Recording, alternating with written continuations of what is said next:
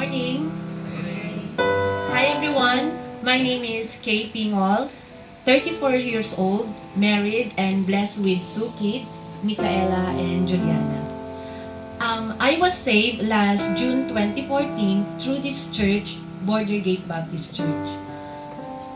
Still vivid on my memories, my colleague before, which is now my husband, Rogel, used to invite me to attend church services, but I had so many alibis and rejected invitations many times. However, June 2014, because it was my birth month, I decided to attend the church service to give thanks for another wonderful year. I was thankful enough that I went to the church that day. I got saved June 29, 2014. Sister Angie gave me a Bible in return with a note saying, "To Kay from Border Gate Baptist Church, may you grow in His grace and knowledge of truth." 2 Peter 3:18. He loves you. John 3:16. Sister Angie. Everyone, I would like to share to you my testimonies of God's faithfulness. God is always true on His promises and never break them. Trusting Lord God with all your heart and let God be in control of you. When I got pregnant with my firstborn, Micaela, everything is not prepared. I am not physically and emotionally ready, so is Rogel. We had rough times in the beginning, and I always end up crying and seeking comfort to Sister Weng. And what should I do with such situations? It was hard. I was pregnant, crying every night.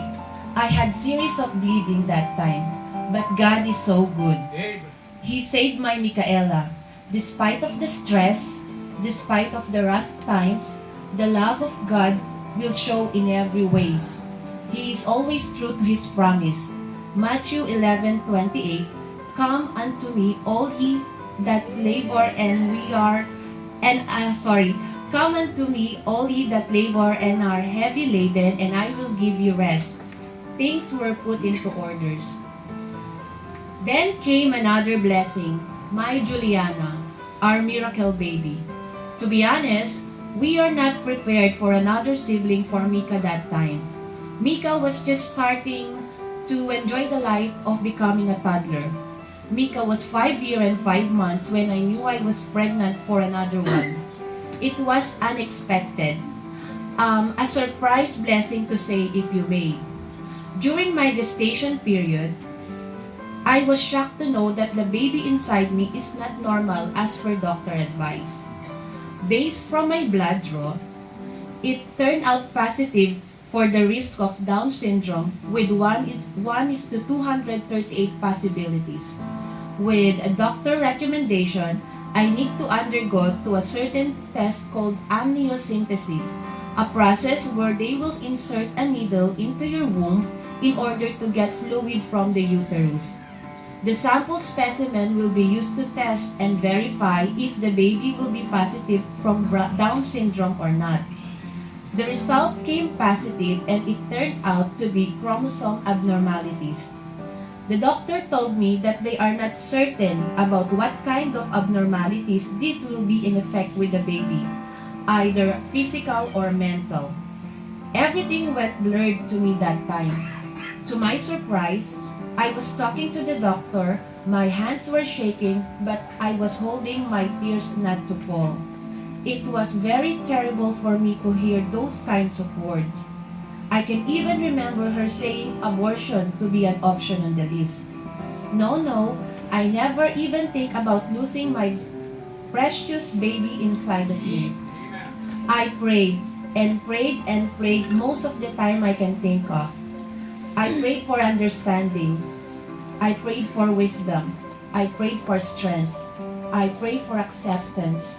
I prayed for guidance. I prayed for love. I prayed for comfort. Proverbs 3:5-6.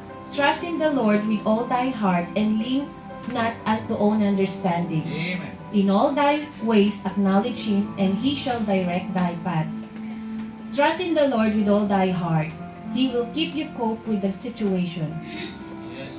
He will send you help through people around you to get you through. I am more thankful I can think of. My boss, who is also concerned with me that time, extended her help through financial support.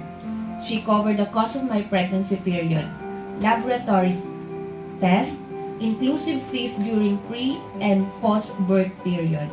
God sent also some good doctors to check on me and my baby Juliana from time to time. My husband Rajel supporting me all the way, my mother always encouraging me that everything will be fine. Our church who always pray for me and my baby. Despite of what the doctor said, I continue my pregnancy considering the risk involved. I just carry on with my pregnancy just like normal one. I did not think too much about how the baby will turn out after birth. I just trust the Lord. Thy will be done, Lord. If this is your desire for my baby, I am willingly accepting it.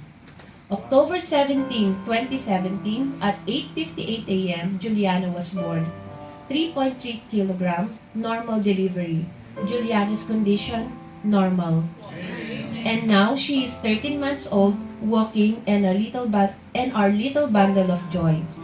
My baby Juliana is my living testimony of God's love and promises. Amen. Praise Lord for His faithfulness. Amen.